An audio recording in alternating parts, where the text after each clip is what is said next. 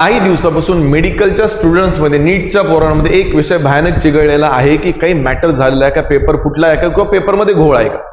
कधी कधी विश्वास बसत नाही, कारण ही एक्झाम पूर्ण ऑल ओव्हर इंडियामध्ये कंडक्ट केली जाते, पण काही गोष्टी अशा आहेत ना ज्याच्याकडे बघून असं वाटतं की काही ना काही 100% घोळ झालेला आहे. विचार करण्यासारखी गोष्ट आहे की एकाच सेंटर मधून 8 स्टुडंट 720 आउट ऑफ 720 स्कोर घेऊच कसं शकतात. हा वेगवेगळे सेंटर असतील, इट शुड बी ओके. विश्वास बसत नाही. दुसरी गोष्ट म्हणजे ही की पुरोस ऑल ओव्हर इंडियामध्ये टोटल अप्रॉक्सिमेटली 67 कॅन्डिडेट असे आहेत ज्यांना 720 पैकी 720 मार्क आहेत. नीटचा रिझल्ट आतापर्यंत तुम्ही व्यवस्थित ऑब्झर्व करून बघा, 1 स्टुडंट 2 स्टुडंट 3 स्टुडंट 4 5 6 ठीक आहे, पण जरा 67 जरा जास्तच झाले.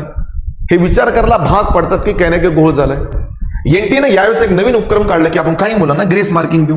ओव्हरऑल बघायला गेलं तर 1563 म्हणजे 1550 स्टुडंट असे ज्यांना ग्रेस मार्किंग दिलेले आहे. ग्रेस मार्किंग एक्झॅक्टली फंडा काय लोकांच्या समोर आलेलंच नाही.